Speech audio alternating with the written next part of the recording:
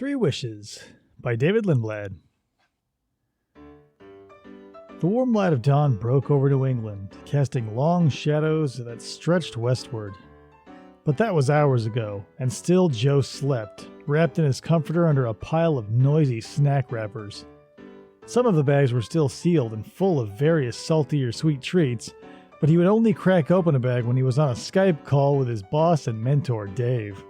That was neither here nor there, though. A terrible racket from beyond his closed door woke him with a start. He sat bolt upright and frantically jerked his head from side to side, but soon realized that it was just his grandmother watching TV too loudly in the living room again. Shedding his covers like a cottony cocoon, he rolled out of bed and stretched his arms toward the ceiling. Rubbing the sleep from his eyes, he sluggishly walked from his bedroom to the threshold of the living room. The TV was tuned to some talk show where a man was breakdancing after finding out a child he was accused of siring was in fact not his at all. His grandmother sat with her back to Joe in her faded green lazy-boy recliner, scrutinizing the man's reaction, a distasteful look smeared over her wrinkled face. "Morning, Grandma!" Joe shouted over the extraordinarily high volume. The wizened old woman made no movement and simply continued to stare, perplexed at the flickering images on the TV screen. Joe screwed up his face and rolled his eyes at the lack of acknowledgement, and scooped up the remote from the metallic TV tray at her side. Its paisley 70s print was almost entirely worn away to oblivion. He jammed his finger into the volume down button and watched as the slider that appeared on screen slide from 78 to a modest 32. A look of confusion swept over the old woman's face, and she quickly reached out for the remote, only to have her fingers fall upon the cool, smooth surface of the tray. Her gnarled hand searched for a few moments before she finally turned to look, and was startled by Joe, who was still holding the remote. "Oh," she said in surprise. "I didn't know you had finally rolled out of bed." "Yeah," Joe said, trying to think of something to say that wouldn't result in another guilt trip. "Good morning, Grandma," he said in a volume he hoped was loud enough for her to hear. The old woman lifted her right wrist to examine her Casio G-Shock night vision watch. "It's 12:37, she said, turning her head back toward the TV. Joe let out a sigh. "Good afternoon, then." His grandmother didn't answer, but simply continued to watch as the host of the talk show tried to console the woman who had just had her hopes dashed by a paternity test. Joe placed the remote back on the tray and stood motionless for a few moments. "I'm gonna grab something to eat and then go play with my Donka trucks in the backyard," Joe said, elevating the volume of his voice a bit. "I'm sure you'll find a job out there somewhere," his grandma said in passive-aggressive tones. "They say once you master playing in the backyard, you can write your own ticket on Wall Street." Joe opened his mouth to offer a rebuttal, but quickly closed it again, not wanting to prolong the interaction. In the kitchen, Joe opened the fridge and poked around inside. He moved his grandmother's jar of pickled artichoke hearts aside to reach one of his pre-packaged, overly salty, absolutely lunch-believables. Ripping away the colorful plastic seal and tossing it into the wastebasket, he slipped out the back door into the yard. The smell of highly processed meat and cheese filled his nose and made his mouth water. Holding the package in his left hand, he clumsily used his right to make a pseudo-sandwich with the processed foodstuffs and stale crackers. As he brought the sumptuous treat to his lips, the sound of the talk show became clearer and clearer as his grandmother no doubt had returned the volume to its elevated state. He shook his head and shoved the food into his mouth. On the far side of the yard, under an ancient maple tree, lay the barren patch of earth, which Joe referred to as Dirt City. The hanging boughs of the tree blocked most of the sun's rays and, as a consequence, the grass refused to grow directly beneath the stout, ligneous plant. It was here that Joe played out countless scenarios, in which his alter ego, Joseph Trucksworthy, saved the world with the combined efforts of his ragtag team of work vehicles. On rainy days, or when he could convince his grandmother to let him use the hose, Dirt City would assume the darker countenance of Mudsville, where everything was just a bit more sinister. Joe's ass hit the dirt with a thud as he settled in for the day's adventures. He quickly finished off his makeshift lunch and seized his two favorite trucks that he had named Truckzilla, King of the Trucks, and Truckera, Friend to All Laborers.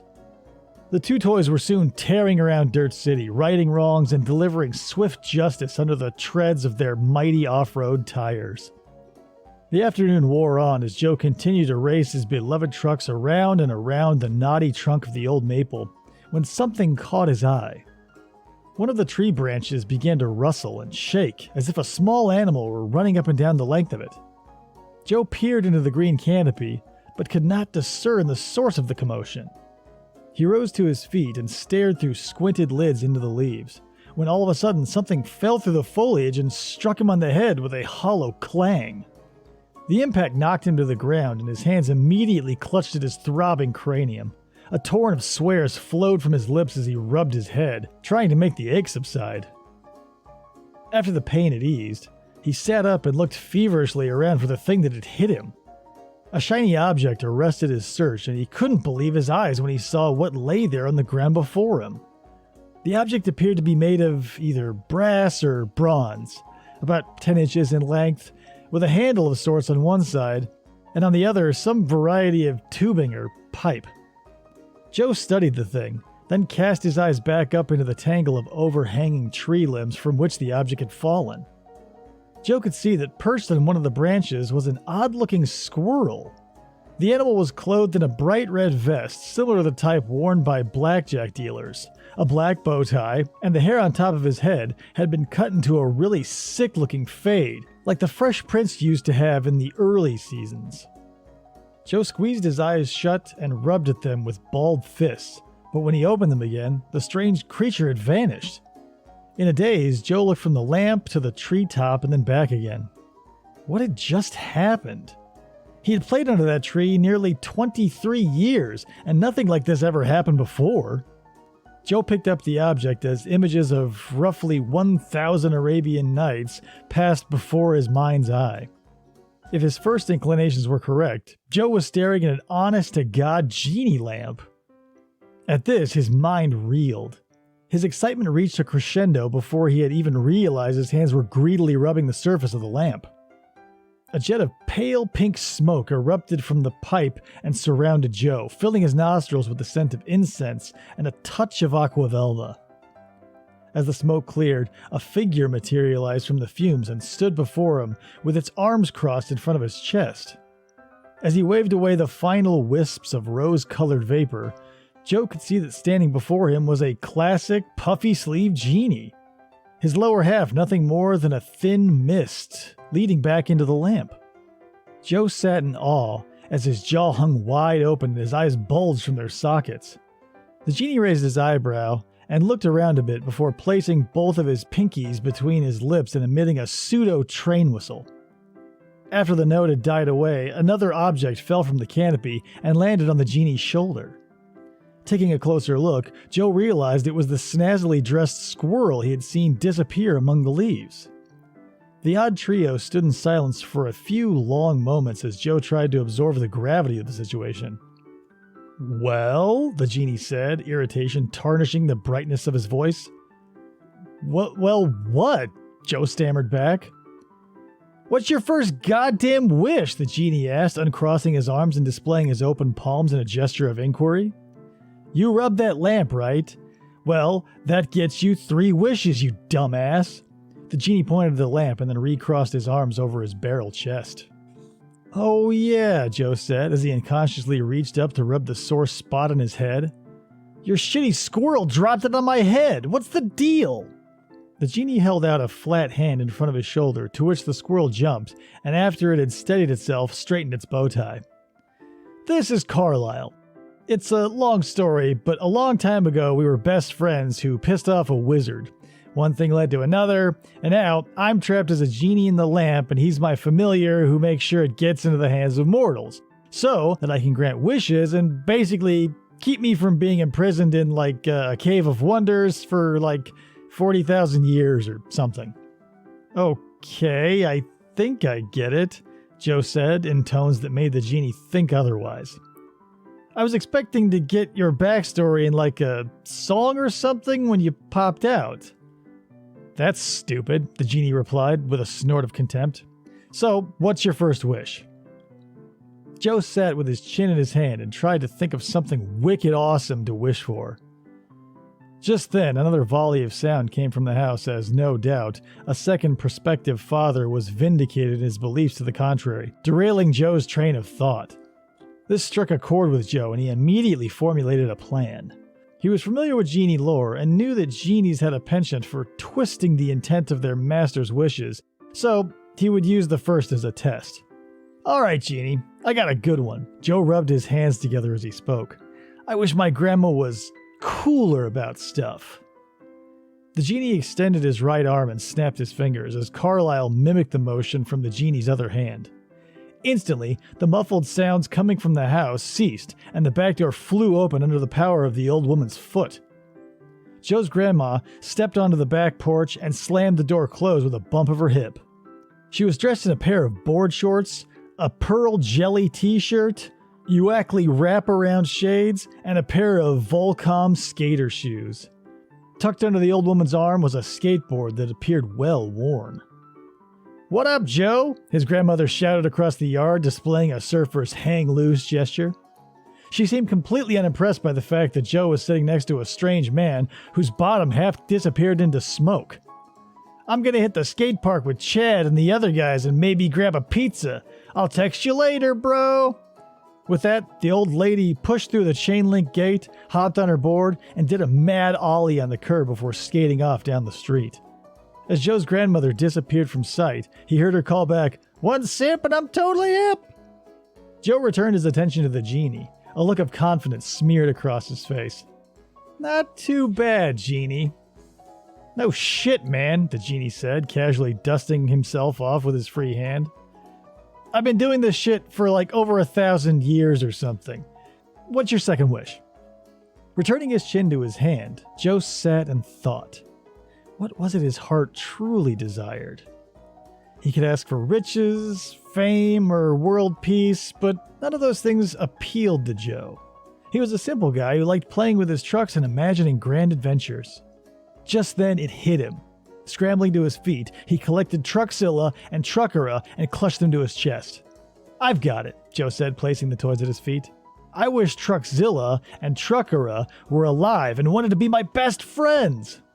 The genie's face contorted in a look that conveyed equal parts confusion and pity. But, without a single word, he raised his hand once more and snapped his fingers. The miniature engines roared to life and the plastic tires spun out in the loose dirt at Joe's feet. The trucks drove about this way and that, kicking up small pebbles and blowing their minuscule horns, emitting notes not dissimilar to the honking of juvenile geese. After a few moments of revelry, the trucks turned and seemed to notice Joe for the first time. Like two puppies greeting their owner after a long absence, the toys jumped about at his feet and rolled over his shoes. Joe bent down and collected the pair in his arms as the trucks beeped their high-pitched horns and flashed their dim headlights in glee. "Awesome!" Joe shouted before collapsing backwards into the lawn. The genie shot a look at Carlyle, who simply shrugged in return as Joe continued to roll in the ground with his newly animated friends. After several minutes of Joe's capering, the genie cleared his throat loudly, trying to regain his new master's attention. When this failed, he conjured a rubber band, which he flicked at Joe, striking him in the ear. "Ouch!" Joe exclaimed, clutching his wounded ear. "What the hell, man?" "Your third wish?" the genie asked with a sniff. Tears were welling in Joe's eyes, and his bottom lip quivered like a man freezing to death. "I wish you would get out of here so I could play with my trucks," Joe shouted in a fragile and quavering voice. "You're mean!" "Finally!" the genie cried, lowering Carlyle to the ground.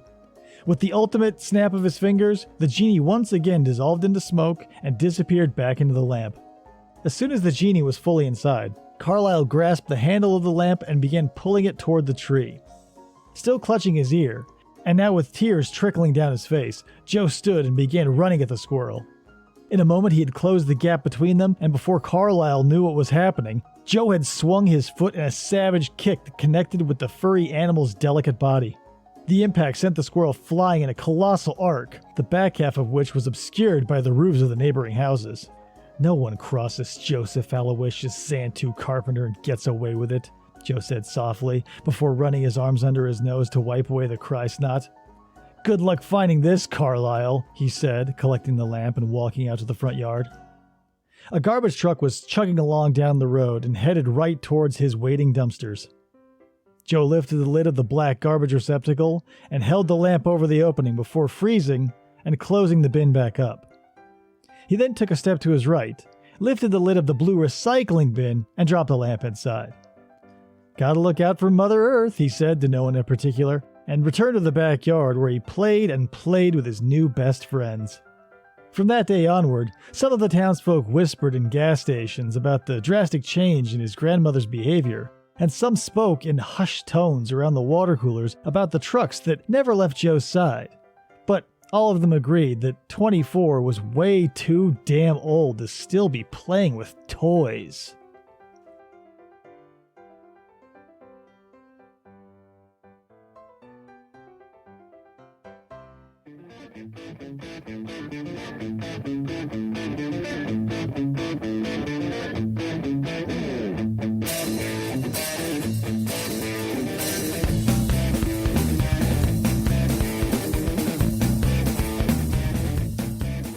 For this, try to.